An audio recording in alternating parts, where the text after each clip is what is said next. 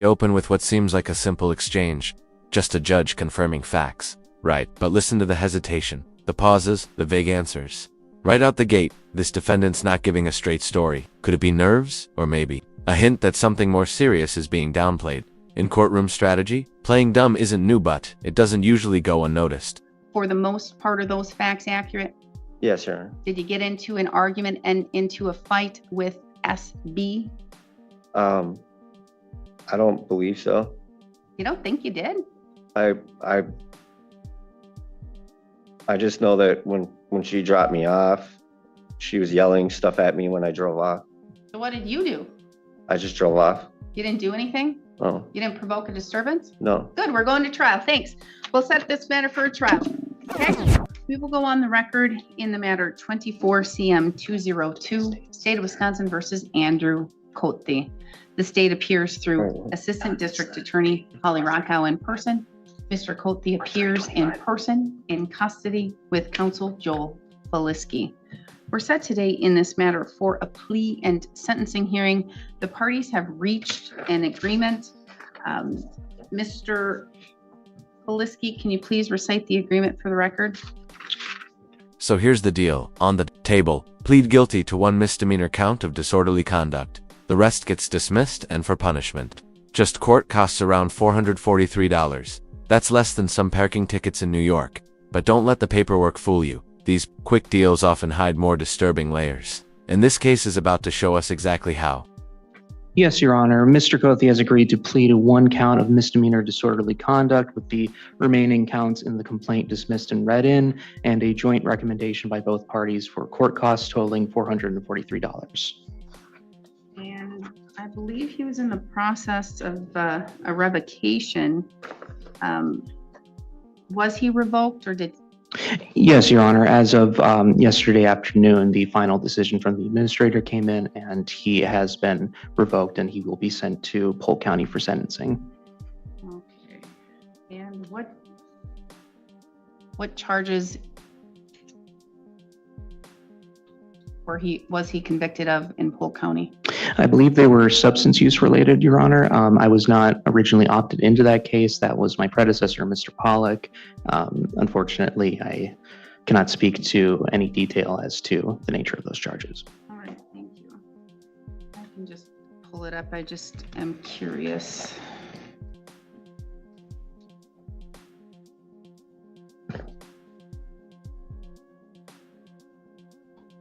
Would it be for the 24 cases or for a 21 case, Mr. Koch? 24? Oh, 24 case. Okay, so for the 24 cases. This is where things start to unravel. The charges in Polk County: possession of amphetamines, cocaine repeat offenses. That's not a one-time mistake. That's a pattern. And in criminal law, patterns matter. They build a profile, a narrative the court can't ignore. So why, despite these serious charges, is this case being handled so gently? Hang tight. Possession of amphetamine as a repeater. Possession of cocaine, a misdemeanor. It looks like. All right. Okay. Basis for the agreement and why it's in the public interest, Ms. Rockow? Your Honor, Mr. Schmidt negotiated this case with Mr. Pollock and Mr. Flasky, but based on my review of the file, I believe that this was based upon the facts and circumstance surrounding the case being relatively minor in terms of the disorderly conduct. There was, of course, the violation of the bail, but that was the Polk County bail. And so it looks like that was all resolved with his latest revocation. So those bail jumps being dismissed and read in is appropriate for that reason. And I don't believe that any additional confinement or supervision is going to be necessary as he is facing that sentence for the revocation. Okay. All right. So we do have victim SB in the courtroom here today, and Ms. Bauer, SB would like to make a statement. Is that correct? Yes, Your Honor. SB may come up here and have a seat at the black desk, and you may provide a statement. If you are going to read something, please read it very slowly so my court reporter can take everything down. Of course.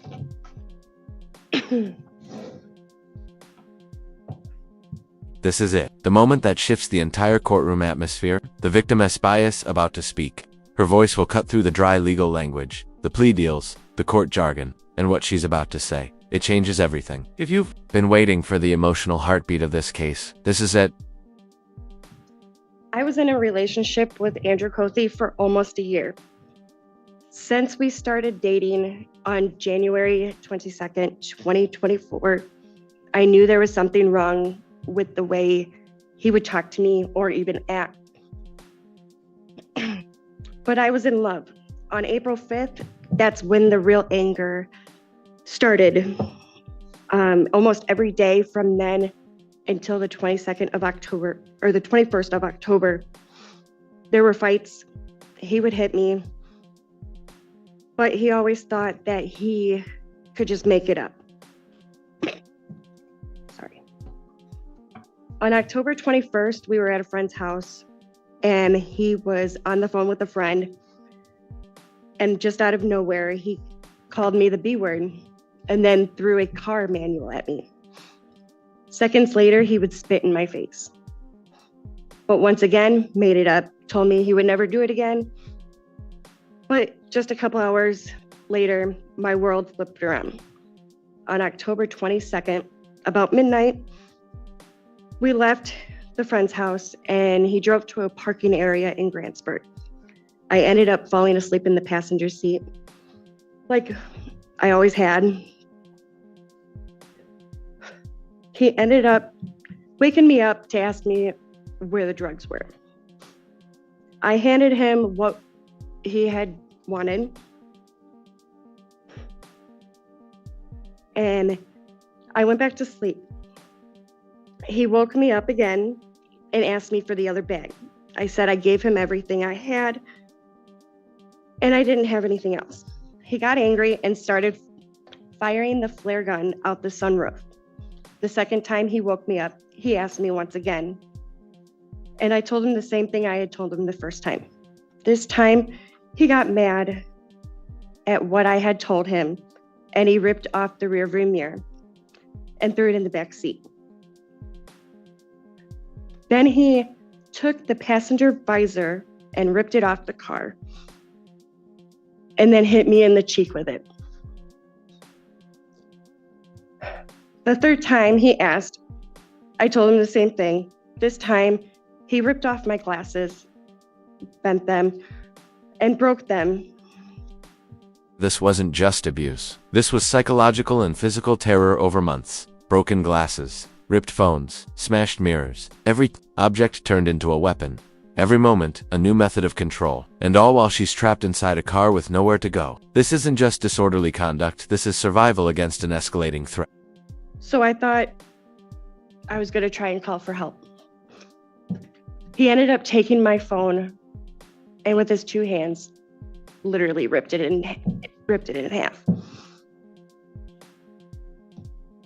The fourth time he woke me up, I kept repeating what I had told him every time. And this time I looked at him and I looked in his eyes and they were black.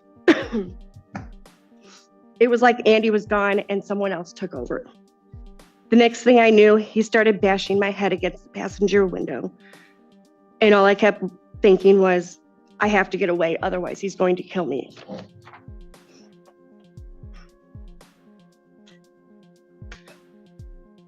So I had got him calmed down enough to where he would drive to Dollar General where the van was parked. We were gonna move it, but we decided he didn't want to because he was getting tired. He let me drive the car, and I knew that was the only way I was going to get out. I drove the car to the Frederick Trailer Park, where I knew I would be safe. I parked in the front entrance and stopped, he woke up and started yelling, calling me every name in the book. But I was only able to grab my purse, and that was it. I started walking to my friend Jen's house in the park, and I got there and she asked me if she could call. And I said yes, and fell to the ground. The cop from town came and my body started going numb. I ended up throwing up and passing out. Not knowing what was going on, they called the EMTs and I went to the hospital and had a CT scan. Your Honor, this is still painful for me. I have anxiety and panic attacks now every day. I am actually on nightmare medicine. I don't know the name of it. But I have nightmares every night, every time I sleep, of what he did to me.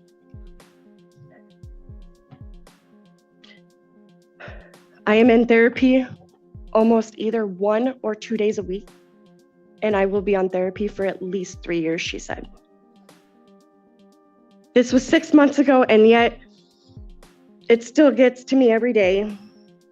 I don't know how I'm going to move on from this. So I'm asking you for some stipulations. 90 days in jail, no contact with me, my property, or my roommates, no possession of firearms, anger and drug treatment, and probation.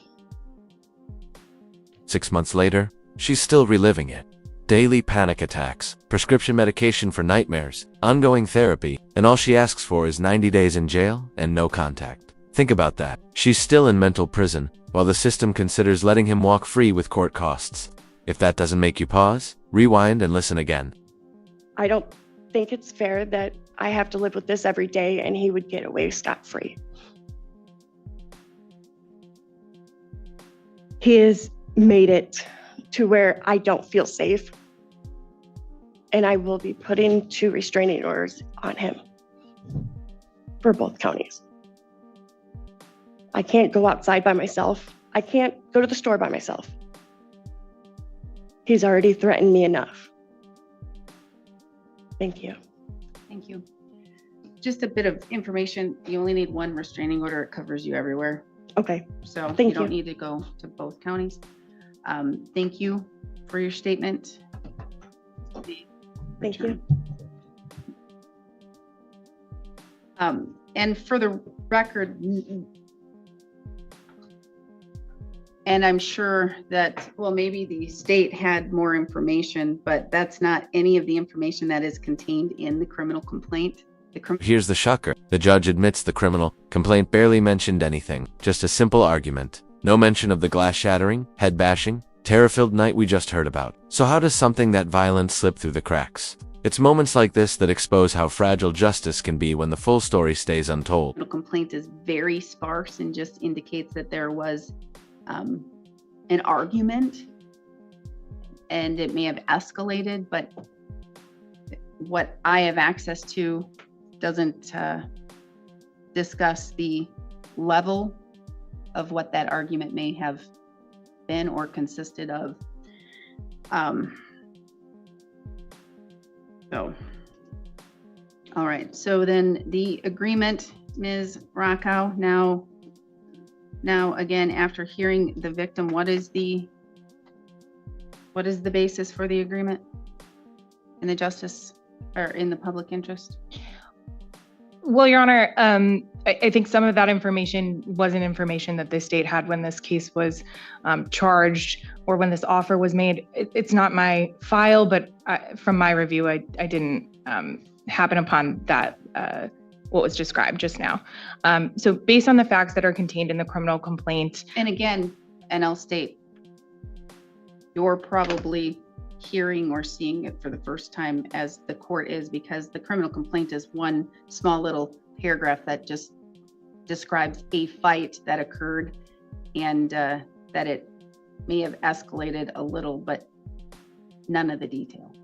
Right. But Your Honor, again, Mr. Koch has been revoked in Polk County on some more serious charges, and is going to be presumably serving a jail sentence.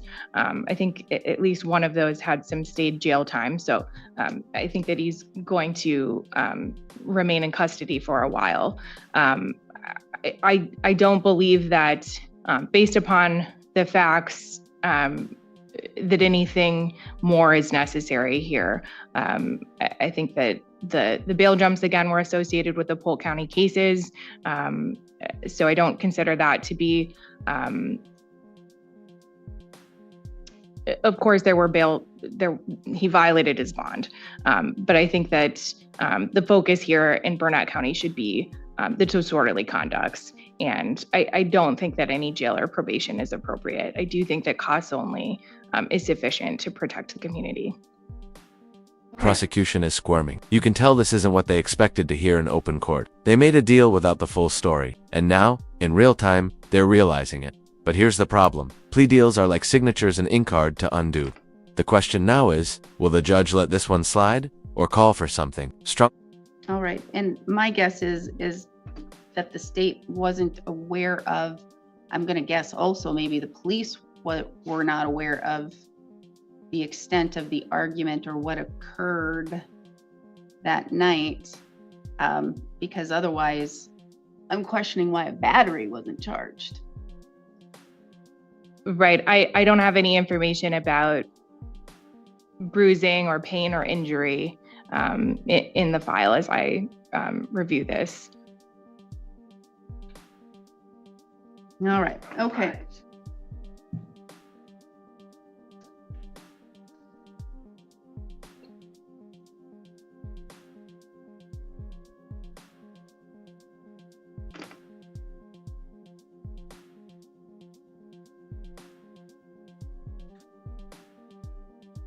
And he is being revoked, and I'm taking judicial notice of 24 CF 15, 24 CF 224, and 24 CF 310 Polk County matters, in which he has now been revoked on those matters and will go face sentencing in Polk County. I believe in those cases, there is no stay jail time. That was that fictitious thing that some judges do, and they fictitiously say, I'm having that fictitious conditional jail for probation to use if they wish to do. Understood.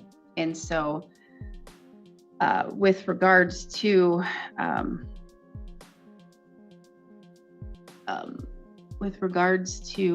the charges in Polk, he does have the possession of amphetamine with the repeater. So that means the maximum possible penalty of 1 year he could face, with the increase of no more than 2 years for that underlying misdemeanor in Polk County. But that's for Polk County to deal with and for you to deal with in Polk County.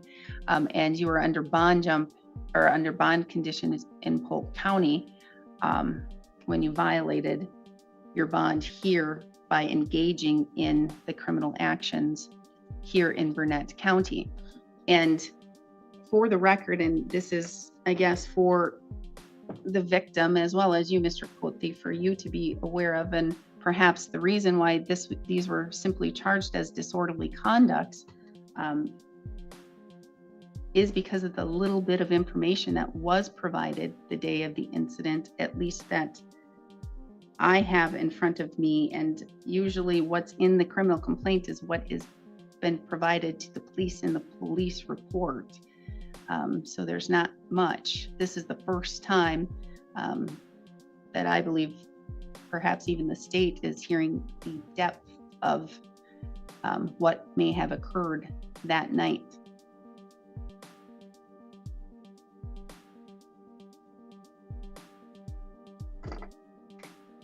So he's pleading guilty to one count of disorderly conduct, is that correct? And the other count will be dismissed and read in, and he's facing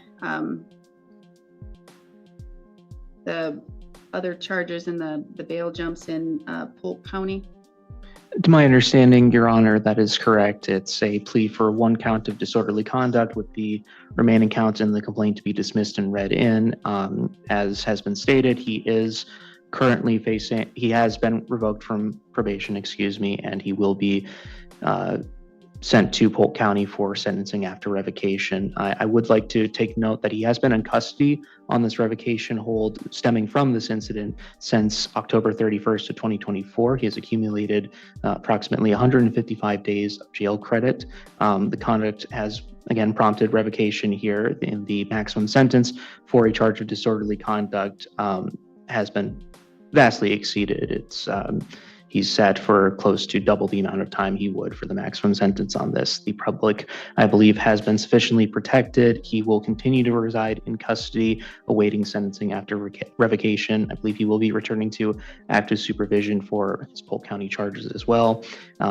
In entering this plea, he is taking accountability for this and does wish to move on. For those reasons, I would ask the court to adopt the joint recommendation. Thank you. All right, can I have the plea questionnaire waiver of rights form, please? Yes, Your Honor. May I approach? You may.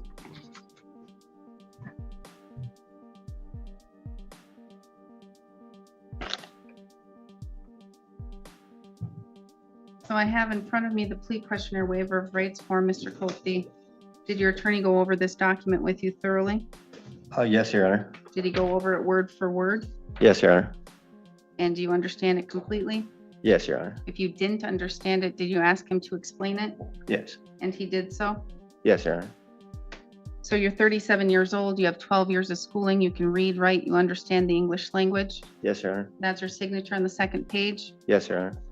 You're pleading guilty to one count of disorderly conduct, is that correct? Yes, Your Honor. Did your attorney go over with you what the state would have to prove your guilt beyond a reasonable doubt? Yes, Your Honor. Did your attorney go over with you the maximum possible penalties you face? Yes, Your Honor. No mental illness or disorder and no alcohol, medications, or drugs? No, Your Honor.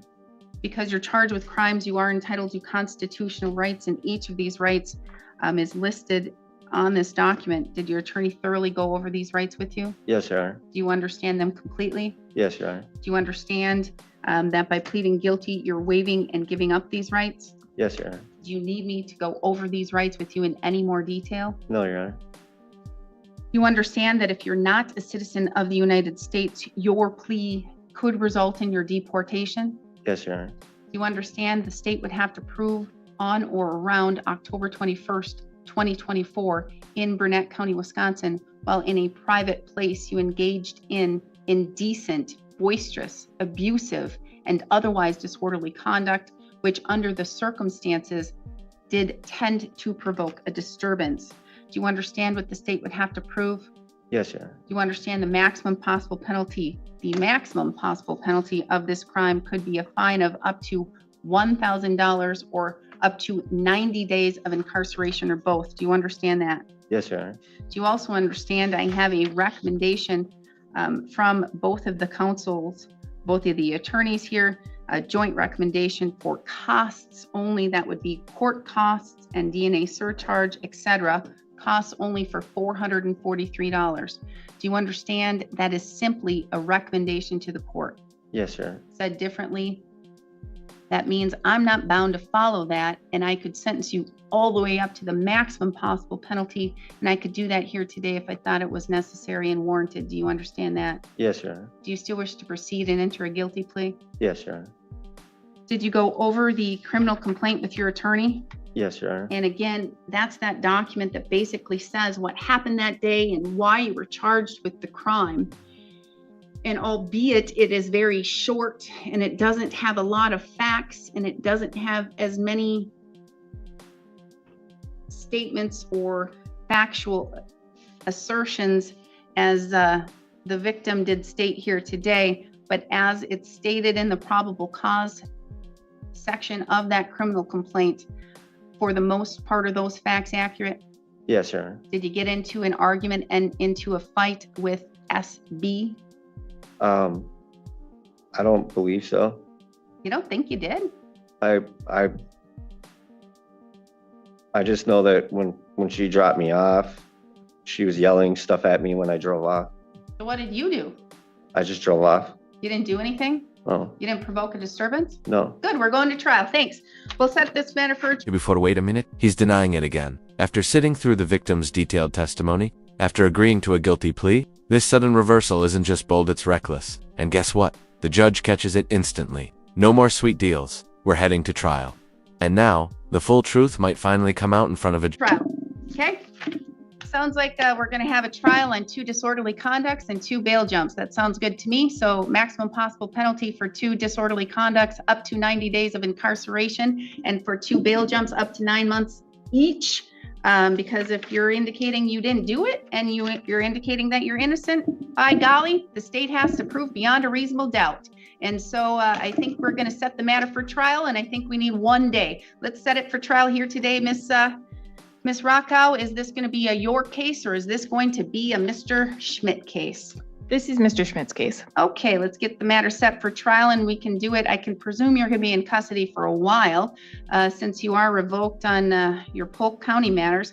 But we don't have a problem getting you back here for a trial. We have a really great lieutenant who runs our jail very well, and we have the ability to do transport. So let's get this matter set, and let's get it set for sometime soon. And we have the victim here, so we can make sure that we have a date that works for the victim as well.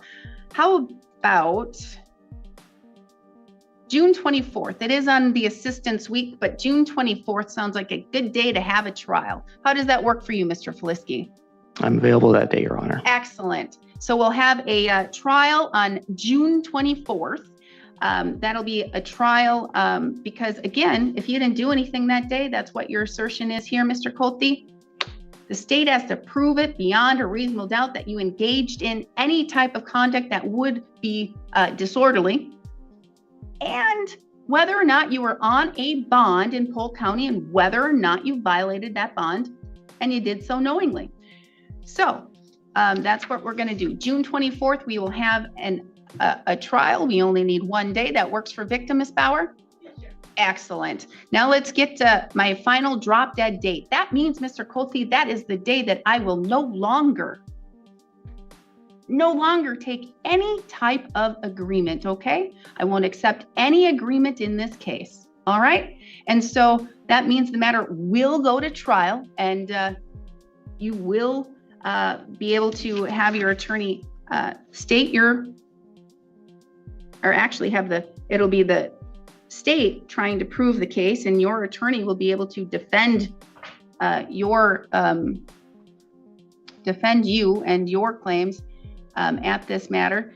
But on May 29th, that'll be the last day, the drop dead date for any agreement that'll be reached. And quite honestly, to me, the court does not find a disorderly conduct. And the judge makes it clear this case will go to trial unless something major changes. No more leniency, no more costs only. After hearing that victim's raw emotional statement, the judge draws the line. The system may have missed the mark at first, but now it's time for accountability. With costs only, especially hearing the statement from the victim to be in the public interest. So let's do May 29th, Mr. Feliski, May 29th. Well, you said that this is going to be a Schmidt, even though it's on that. So let's do May 19th, drop dead date. May 19th, can you do 10:45? Yes, Your Honor. All right, May 19th at 10:45, we're going to have our drop dead date for any agreement that can be reached in this matter. Otherwise, we will go to trial. We don't have to worry about lab. We have confirmation that victim will be able to be present in here for the trial. We're good to go. All right. Thank you. We're adjourned. We'll see you then. Thanks, Your Honor. In a Wisconsin courtroom, a case unfolded that exposed the fragility of justice. Andrew Cody faced charges of disorderly conduct, initially offered a plea deal for just court costs. But the victim's voice changed everything. She revealed a terrifying pattern of abuse: physical assaults, objects thrown, her phone destroyed, and a night of terror trapped in a car. Her words shattered the vague narrative in the criminal complaint, showing a far graver reality.